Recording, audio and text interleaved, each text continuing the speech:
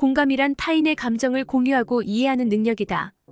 그것은 많은 구성 요소로 구성되어 있으며 뇌 네트워크와 연결되어 있습니다. 한국 도로에서 쓰러진 맹장 환자. 그런데 한국에서 운전하다 쓰러진 프랑스인 사고 직전에 보인 한국인들 행동에 충격받은 이유. 한국인들의 공감 능력은 전 세계적으로 봤을 때도 최고로 높은 수준입니다. 이 때문일까요? 글로벌 커뮤니티에서 한국에 대한 미담을 찾기는 굉장히 쉬운데요. 그런데 외국인들이 보기에 한국인들에 관한 미담은 감동을 넘어 경악을 금치 못하게 만드는 경우도 많다고 합니다. 왜냐하면 한국인들은 남을 돕기 위해 자신의 희생을 마다하지 않는 경우가 많기 때문이라고 하는데요. 제가 오늘 소개해드릴 사연도 이와 관련이 있습니다. 한 외국인이 한국에서 운전을 하다가 엄청난 위기를 맞이했다고 하는데요. 그러나 자신의 위기 상황에 보인 한국인들의 하나같은 행동으로 인해 충격을 받고 말았다고 합니다. 그렇다면 이 외국인이 한국에서 대체 무슨 일을 겪은 것인지 자세한 내용 살펴보도록 하겠습니다. 프랑스인의 사연입니다. 안녕하세요. 저는 프랑스에 살고 있는 대학원생입니다. 저는 이번에 한국 여행을 갔다 왔는데 이때의 경험이 잊히지가 않아서 이렇게 글을 작성하게 되었습니다. 사실 제게 한국 여행은 처음 떠날 때부터 꽤나 특별했어요. 왜냐하면 누군가와 함께 떠난 첫 번째 여행이었거든요. 저는 누군가와 함께 여행하는 걸 선호하는 편이 아닌데 제가 한국 여행을 계획하고 있다는 말을 하자 제 친구가 따라붙어 버렸거든요. 왜냐하면 요즘 프랑스 여성들 사이에서 한국에서 한 달 동안 살다 오는 것이 유행이고 그들은 한국 문화가 좋아서 즐기기 위해 가기도 하지만 다이어트를 위해 한국으로 가기도 하죠. 한식은 맛과 건강을 둘 다 챙긴 최고의 음식이라는 평이 자자하고 맛있게 먹어도 오히려 살이 빠져버리니 한국에서 실컷 놀고 살까지 빼오려고 한국에서 한 달간 머물다가 오는 것입니다. 저희는 남자긴 하지만 친구는 태어나서 운동을 한 번도 해본 적이 없는데 먹는 것만 엄청나게 좋아해서 거대한 체구를 유지하고 있거든요. 그는 최근에 좋아하던 여자에게 차이고 나서 충격을 받았는지 다이어트의 시작을 선언했고 한국이 자신의 다이어트를 도와줄 거라면서 자신을 데려가 달라고 한 것입니다. 저는 그의 제안을 거절할까 하다가 그가 운전을 굉장히 좋아한다는 사실을 기억해냈어요.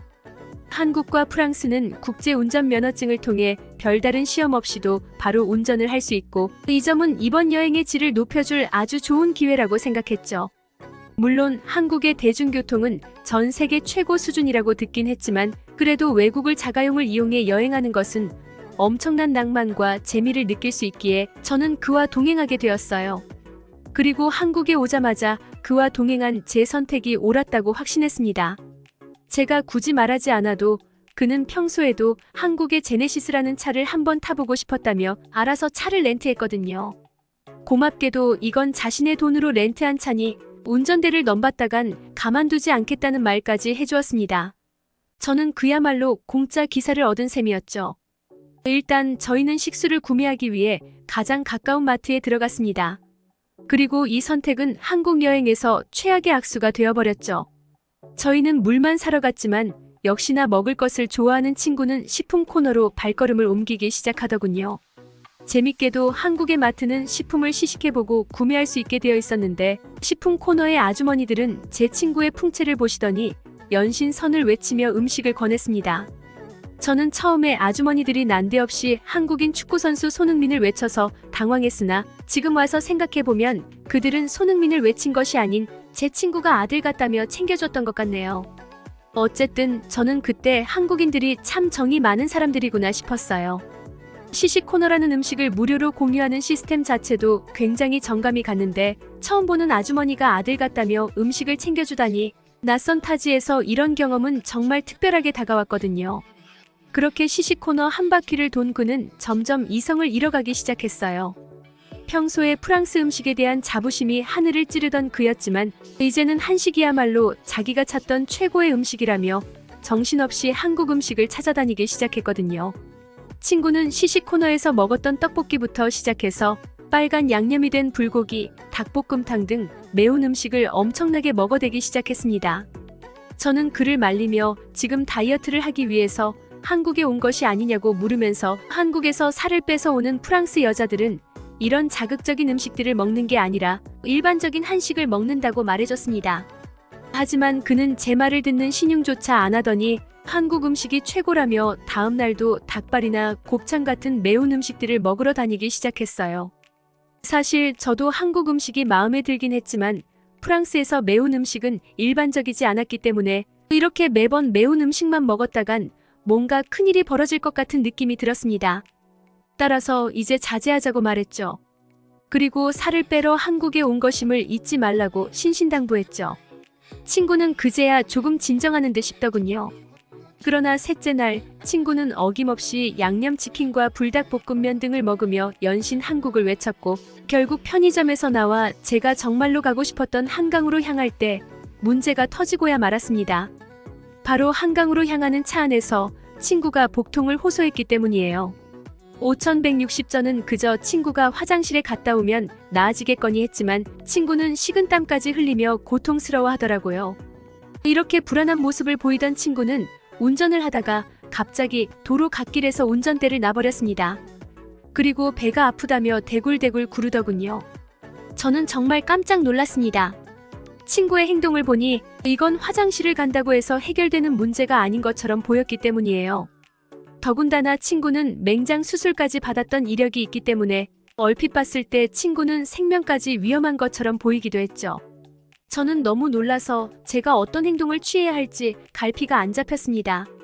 저는 국제운전면허증을 따로 신청하지 않아서 법적으로는 한국에서 운전할 자격이 없었거든요.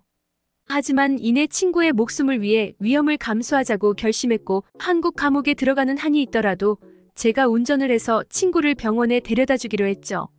그렇게 저는 운전석에 올랐습니다. 하지만 친구의 비명소리를 들으니 겁이 나기도 하고 엄청나게 긴장이 되더군요. 저는 나는 운전을 그렇게 잘하는 편이 아닌데 외국에서의 운전을 무사히 해낼 수 있을까? 라는 생각이 들면서 떨리는 손과 발을 진정시킬 수가 없었고 이런 상태로 운전대를 잡았다간 정말 사고가 날 것만 같았습니다. 그렇게 시간은 계속해서 흘러만 갔고 제 불안감은 점점 커져만 가던 찰나 한 한국인 중년 남성이 저희 차량에 다가왔어요. 그러고는 소리를 지르며 고통스러워하고 있는 친구와 운전대를 붙잡고 덜덜 떨고만 있는 저를 걱정스럽게 쳐다보며 괜찮은 거냐고 묻더군요. 이 중년의 남성을 본 제 친구는 연신 병원을 외치며 소리를 질렀고 저 또한 그에게 간절한 눈빛을 보냈습니다. 그러자 이 남성은 예산일이 아니라는 것을 직감했는지 운전대를 잡았고 어떤 병원에 갈 거냐고 물었습니다. 그리고 그의 말에 저는 너무 당황해서 병원이 어디에 있는지조차 찾아보지 않았다는 점을 상기했죠. 제가 아무 대답을 못하고 있자 그는 비장한 표정을 짓더니 차를 몰기 시작했습니다. 저는 평소에도 F1 경기를 자주 볼 만큼 레이싱 대회를 굉장히 좋아하는데 이 남성은 F1 경기에 나올 법한 엄청난 속도로 병원으로 질주했어요. 또한 신호조차 무시하고 교차로도 무시한 채 전속력으로 병원으로 향했습니다. 지금 생각해보면 생전 처음 보는 제 친구를 살리기 위해 불법 행위까지 감수하고 도로를 달리는 이 한국인 남성에게 너무도 감사한 마음이 들지만 그때는 정말 그런 걸 생각할 겨를이 없었습니다. 그러나 병원에 채 도착하기도 전에 경찰차가 따라붙어서 저희에게 뭐라고 외치기 시작했어요. 아마 경찰은 도로교통법을 어겼으니 정차하라고 말하는 것 같았는데 이 남성은 속도를 잠시 줄이더니 창문을 열고 경찰에게 뭐라고 다급하게 말을 하더라고요. 이 남성은 속도를 잠시 줄이더니 창문을 열고 경찰에게 뭐라고 다급하게 말을 하더라고요. 아마 위급한 자가 차에 타고 있으니 봐달라고 말하는 것 같았습니다. 어쨌든 그 말을 들은 경찰은 사이렌을 울리며 저희 차량 앞에 선두를 섰고 길을 뚫기 시작했습니다. 놀랍게도 한국인 운전자들은 사이렌 소리를 듣고 하나같이 도로 구석에 자신의 차량을 바싹 붙였고 이들의 놀라운 시민의식 덕분에 저희는 빠르게 병원에 도착할 수 있었어요.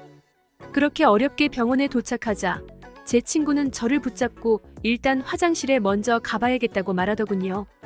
저는 그를 부축하고 병원의 화장실로 향했고 저희를 도와준 중년의 남성은 경찰에게 상황에 대한 진술을 하는 것 같았습니다. 그렇게 얼마 후 화장실에서 나온 친구의 표정은 뭔가 미묘했고 고통이 많이 사라졌으니 굳이 긴급 진료를 받을 필요 없이 차례를 기다려서 의사와 상담하겠다고 말하더군요. 저는 뭔가 이상한 느낌이 들었으나 일단은 친구의 의견을 존중했고 그렇게 저희는 의사를 만나게 되었습니다. 의사는 친구의 여러 검사 결과를 보더니 원래 위와 장의 기능이 별로 안 좋은 상태에서 여행 중에 갑자기 식습관이 변화되었고 변이 내려오다가 막혀버려서 고통스러웠던 거라고 말했습니다. 이어서 평소에 운동을 하라면서 비활동적인 생활이 반복되다 보면 또다시 이런 일이 발생할 수 있다고 말하더군요. 그리고 친구가 엄살이 조금 심한 것 같다고 말하며 별일 아니니 가보라고 말했어요. 그랬습니다. 프랑스에서 담백한 음식만 먹던 제 친구는 한국에서 평소에 먹어본 적도 없는 매운 음식을 엄청나게 먹어댔고, 안 그래도 소화 능력이 안 좋은데 이런 자극적인 음식을 섭취하다 보니 잠시 배변 장애가 생긴 것이었죠. 즉 저희는 친구의 급동 때문에 이런 고생을 한 것입니다. 제가 친구를 원망 섞인 눈으로 노려보자 친구는 멋쩍은 듯이 엄살이 아니라 정말로 아팠다며 큰일을 보다가 자신의 망가진 장기 하나가 빠져나온 것 같으니 검사를 다시 해보는 게 어떻겠냐고 너스레를 떨더군요. 저는 저희를 위해 고생해주신 한국인 중년 남성분께 너무나도 죄송했습니다. 친구의 엄살 때문에 어기지 않아도 될 법까지 어겨가며 최선을 다해 운전해주셨기 때문이죠.